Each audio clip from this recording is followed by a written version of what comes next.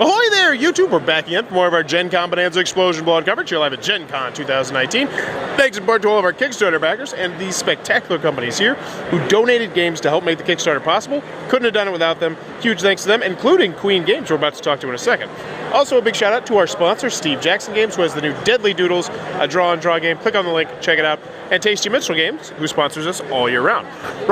Now, we're here with Travis from Queen Games about the upcoming Copenhagen Roll and Ride. So, hey, Travis, what is Copenhagen Roll and Ride? So, Copenhagen Roll and Ride is a dice version of our very popular game, Copenhagen, in which we are placing tiles on the front of the famed houses from the New Harbor district of Copenhagen to create the beautiful, colorful fronts that are so famous. So, in this game, instead of collecting cards and turning them in for tiles, we're rolling dice. We're collecting matching sets of dice, which we turn in for the same tiles, and then we're going to mark them on our board.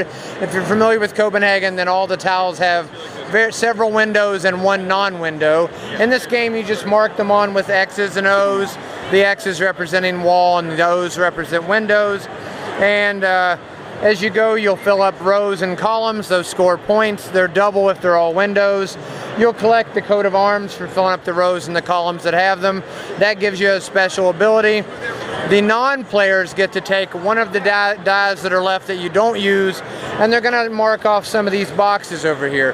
As you fill up the rows, the colored rows, they give you two abilities. One of them is a plus.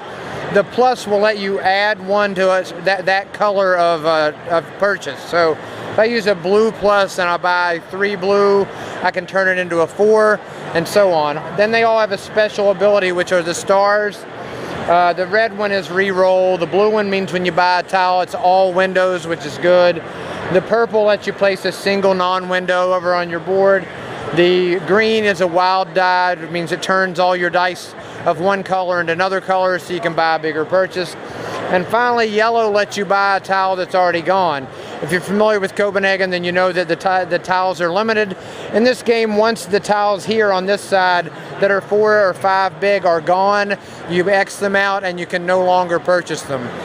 But the yellow would let you do that. In this game, we're going to play until somebody hits 12. That would be the last round of the game. Whoever has the highest score at the end of that round is going to win. This game was on Kickstarter recently. It's still up for late pledge on queengames.shop, and it will be an Essen release. Awesome. Copenhagen Roll and Ride. It looks like it might be your cup of tea. It looks like a natural extension from Copenhagen. If you're enjoying what we're doing, click on the subscribe button down below, and in the comments below, let me know, which one are you giving up for the rest of your life? Peanut butter, chocolate, or rice? Man, those are all carbs. I'm going to go peanut butter. It's got the least carbs. I'm like no carbs right now. I'm trying.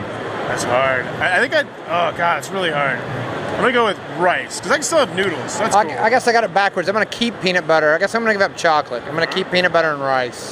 Sounds good. No, that sounds terrible, peanut butter and rice. That mixed together. Let me know in the comments below, and as always, thanks for your time, YouTube.